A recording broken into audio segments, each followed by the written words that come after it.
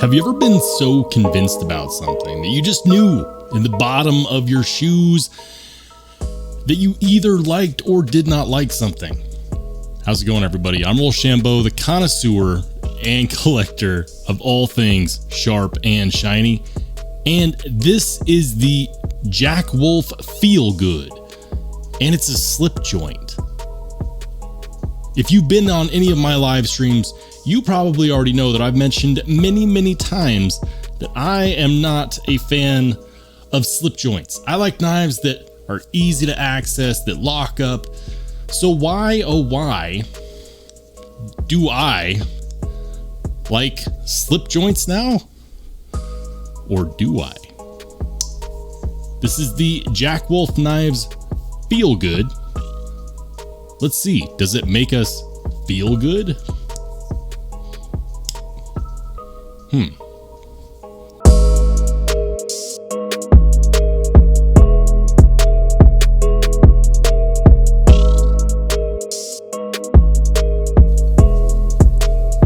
Huge shout out to DNK Knives for sending this my way. DNKknives.com, the guy that runs it, Don Farmer, huge shout out to him. He lent me some knives that he owns and some knives that he has for sale. And if you didn't know about DNK Knives, I've checked out their website. They have a lot of knives that we might consider to be sold out everywhere else. But trust me, they're definitely worth a look. Now, I don't get to keep these. These are loaners, so my review is unbiased. I have no dog in this fight. I just want to talk about the knife. Now, this is one that I did request specifically. This is the Jack Wolf Knives Feel Good. Now, if you didn't know about Jack Wolf Knives, they have a ton of knives.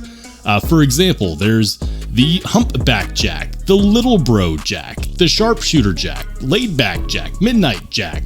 They've got Canine Jack, Benny's Clip Jack, Vampire Jack, Cyborg Jack, Venom Jack, Low Drag Jack, Javelina Jack, Big Bro Jack, and then most recently this guy, the Feel Good Jack.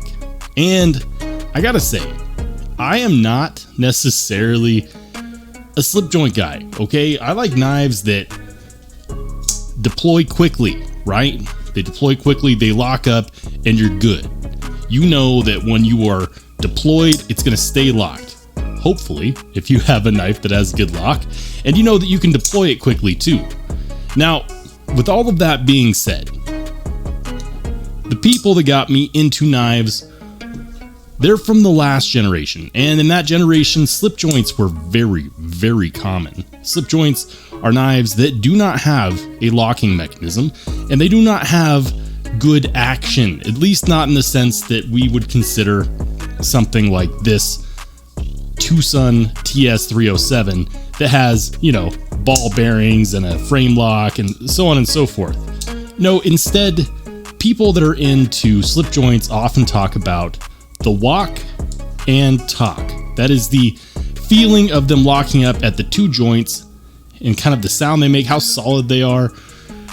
And then you just kind of have to depend on the solidity of that kind of lockup to keep you safe so that you don't accidentally, push this over and smack into your finger, because that would not be pleasant.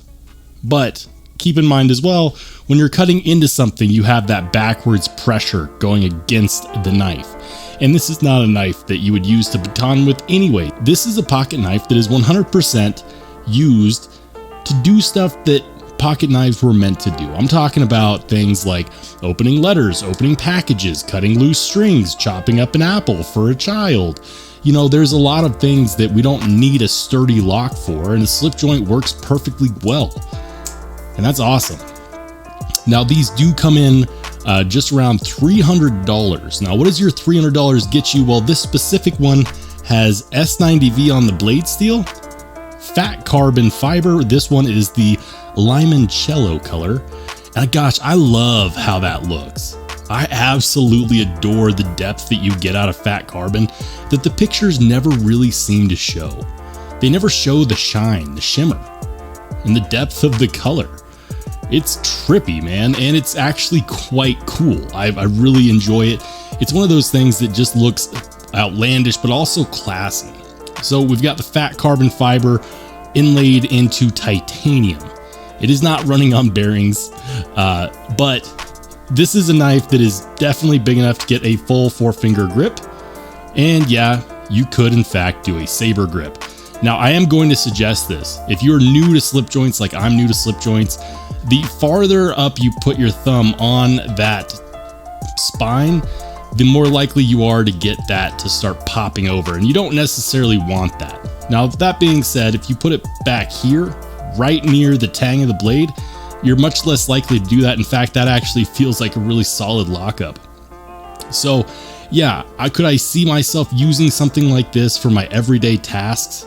Is this something that I could see myself putting in my pocket so that I could go ahead and feel good about using a knife? See what I did there? The answer is yes.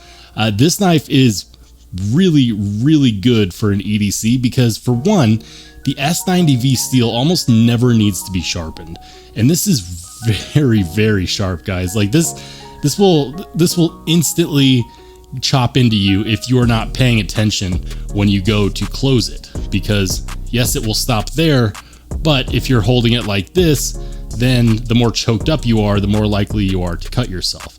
So you have to be careful. But it reminds me of the people that got us into EDC.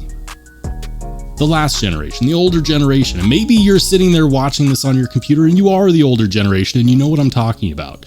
This is a knife that requires a little bit of patience, a little bit of calmness, and a bit of responsibility. And newer knives these days, we take these knives for granted because they just flick out, and then, we can close them and we can do this action mindlessly. Then we cut ourselves, hopefully the knife was sharp, our cuts heal, and we move on and we don't learn anything, right? I speak from experience. By the way, hit me up in the comment section down below if you've never cut yourself with one of your knives. You know what they say, it's not yours until it bites you, but once it does, you got to name it. So, they named this one the Feel Good, and it definitely feels good. I really actually enjoy this one. This one is a knife that I could definitely see myself carrying on a daily basis because it is going to do really well at those tasks. Let's talk about why. Aside from the blade steel being S90V and almost never needing to be sharpened. By the way, S90V is what M390 wants to be. I'm going to do another Steel Snobs video. Make sure you subscribe if you want to see that, where I talk about just how good S90V is. But everyone talks about 20CV and, LMAX and M390 and, Magna Cut. Let me tell you something. Magna Cut doesn't have anything on S90V when it comes to edge retention. It just doesn't. It just doesn't. This is an industrial grade steel that they use in factories to chop stuff up because it stays sharp for freaking ever. So aside from not needing to sharpen it very often, it's got this really awesome, and I'm going to call this a Warncliffe style blade, okay? Check out near the tip. Now typically it gets really thin down near the tip, and this one is no exception. That is very, very thin, but it also has this swedge near the tip as well that kind of goes over this rounded point and allows you to really get into boxes or to stab into whatever you're cutting into. So for your utility cuts, this is going to be perfect, guys. It does come with a leather slip. I left that in the package. I don't have it out here. But that leather slip looks like something that would wear in and patina nicely over time. You could slip it in your pocket. That's why, slip joint, leather slips. I get it. I get it. And when we're done fooling around with our knives for the day and we're done fidgeting and cutting ourselves and forgetting about it because it happens so quickly and so easily, I think that we come back to something like this and realize that no matter what, if you carry a knife because you think you'll need it, there's not a scenario I can think of for 90% of people where this doesn't do the trick. And I get it. There's going to be some of you in the comments section right now going, well, listen, I work on a construction site and I have to baton with my knife because we can't afford chainsaws and stuff. So no, I actually need a Demco AD10. Like, listen, 90% of us do not need something with a hard lock. The other 10% of us do. But for most people, this will do the trick. And it's cool. And I'm starting to see why slip joints like this have such a large following. And I'm not surprised, guys. If you go online, you'll see that many websites, many retailers are sold out of these. At the time of posting this video, or at the time of recording this video, these are still available at dnknives.com. And I gotta tell you, I am very, very tempted to actually pick one up for me because I really like this. It's sensible, it's mature, but also fun. It feels good in the hand. I know, how many times am I gonna say feel good in a video about the feel good? Jack Wolf's Knives did a fantastic job. Let's go ahead and get some size comparisons in there. I'm going to go ahead and compare it against this guy. This is the CJRB Pyrite. And the CJRB Pyrite is a little bit longer. It's quite a lot wider. But this isn't meant to be a weapon. It's not meant to be something that it's not. It's meant to be a slip joint that gets the job done. So yeah, guys, I'm interested. I'm definitely interested. Do you like slip joints? If not, why not? Is the fact that slip joints do not fully lock up, is it that big of a deal? Because remember, in certain parts of the world, you're not allowed to have a locking knife. And something like this is a whole lot more viable when we're talking about that. If you do like slip joints, why? I'm really interested to hear from people. What are your thoughts? Have you ever held? If you don't like slip joints, have you ever tried a Jack Wolf's knife? If not, are you considering it? Let me know in the comments section down below, guys. If you liked the video, make sure to give it a thumbs up. If you didn't like it, let me know in the comment section. Maybe I can fix something. I'm Rollshambo. I'll catch you on the flip side.